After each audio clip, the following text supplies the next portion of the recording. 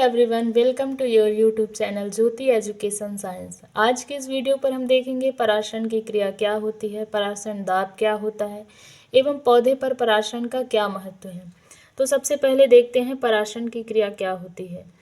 जब दो विभिन्न सांद्रता वाले विलयनों को एक अर्धपारगम्य झिल्ली के द्वारा अलग किया जाता है, तब कम सांद्रता वाले विलयन की ओर से जल या अन्य विलायक के अणु अधिक सांद्रता वाले विलयन की ओर विसरण करने लगते हैं। अर्थात क्या होता है, जब दो अलग अलग सांद्रता वाले विलयनों को एक अर्धपारगम्य झिल्ली के द्वारा अलग किया जाता है। अर्धपारगम्य झिल्ली एक ऐसी पतली झिल्ली होती है जो विलायक जैसे पानी के अणुओं को आर पार आने जाने देती है, लेकिन विलेय अणुओं को जैसे नमक हो गया, चीनी हो गया, विलेय अणुओं को आर पार जाने नहीं देती है।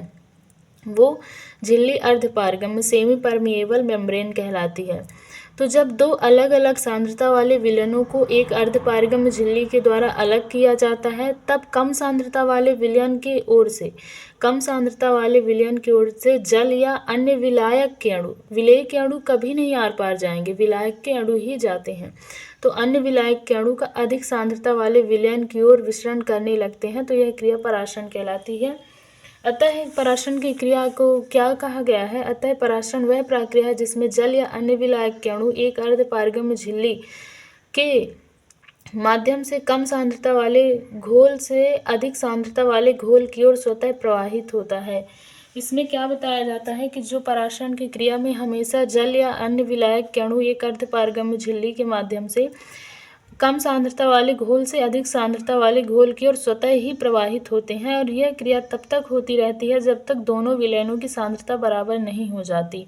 इसमें क्या बताया है कि जो पराशरण की क्रिया होती है, पराशरण की क्रिया में जल या अन्य विलायक के अणु एक अर्धपारगम्य झिल्ली के द्वारा, अर्धपारगम्य झिल्ली ऐसी पतली झिल्ली होती है जिसमें विलायक के अणु ही आर पार आ जा सकते हैं, कुछ ही विलायक के अणु, विलेय के अणु आर पार नहीं आ जाते। तो वो कम सांद्रता वाले क्षेत्र से अधिक सांद्रता वाले घोल की ओर स्वतः प्रवाहित होते हैं, और यह क्रिया तब तक होती रहती है जब तक कि दोनों विलयनों की सांद्रता बराबर नहीं हो जाती, तब तक यह क्रिया होती रहती है।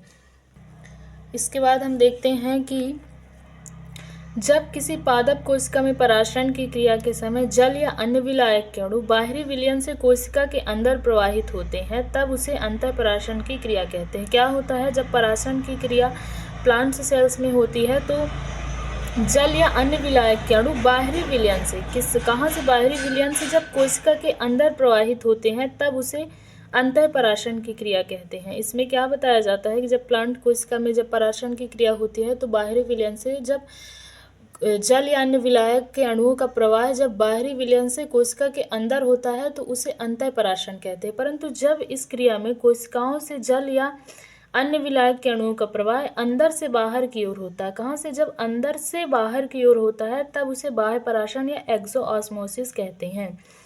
ये क्लियर हुआ कि अंतःपराशरण में क्या होता है। अंतःपराशरण में जल या विलायक के अणु विलयन बाहरी विलयन से कोशिका के अंदर प्रवेश करते हैं, और बाह्य पराशरण में क्या होता है कि कोशिकाओं से जल या अन्य विलायक के अणुओं का प्रवाह अंदर से बाहर की ओर होता है। कोशिका के अंदर से जल या अन्य विलायक के अणुओं का प्रवाह बाहर की ओर होता है, तो इसे बाह्य पराशरण या एक्सोऑस्मोसिस कहते हैं।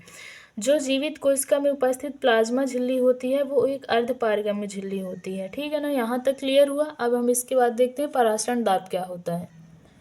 पराशरण दाब या ऑस्मोसिस प्रेशर, ये क्या होता है, जब दो विभिन्न सांद्रता वाले विलयनों को एक अर्धपारगम्य झिल्ली के द्वारा अलग किया जाता है, तब उस विलयन में घुलनशील विलेय पदार्थों की उपस्थिति के कारण एक दाब उत्पन्न होता है, जिसे पराशरण दाब कहते हैं। क्या होता है, जब दो अलग अलग सांद्रता वाले विलयनों को एक अर्धपारगम्य झिल्ली के द्वारा अलग किया जाता है, तब उस विलयन में कुछ घुलनशील विलेय पदार्थ उपस्थित होते हैं, और उनकी उपस्थिति के कारण एक दाब उत्पन्न होता है, जिसे पराशरण दाब कहते हैं।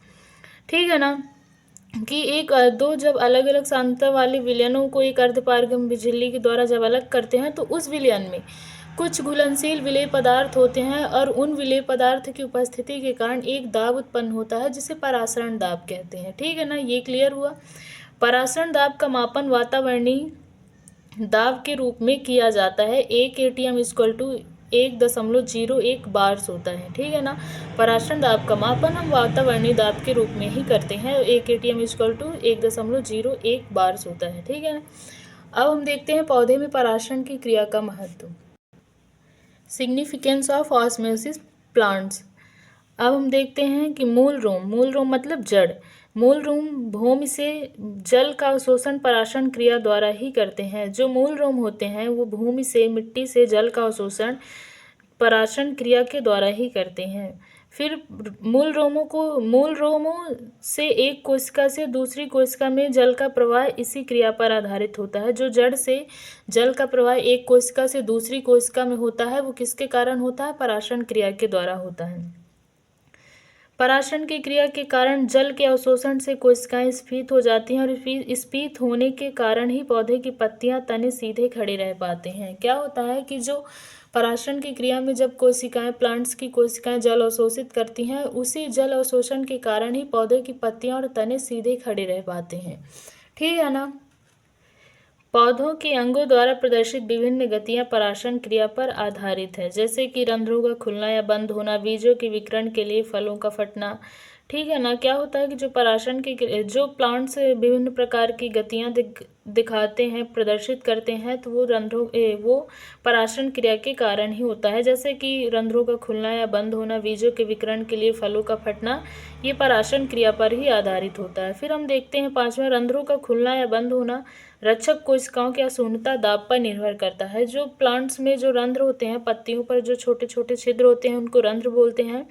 अब वो जब खुलते हैं, उनका रंध्रों का खुलना एवं बंद होना ये रक्षक कोशिकाओं की स्फीति दाब या टारगेट प्रेशर पर निर्भर करता है, ठीक है ना। अगला हम देखते हैं कि जीवद्रव्य कुंचन, जो कि पराशर क्रिया पर आधारित घटना है की सहायता से जीवित कोशिकाओं का पराशर दाब ज्ञात किया जाता है। जो जीवद्रव्य कुंचन है वो पराशर की क्रिया पर ही आधारित एक घटना होती है जिसकी सहायता से जीवित कोशिकाओं का पराशर दाब ज्ञात किया जा सकता है।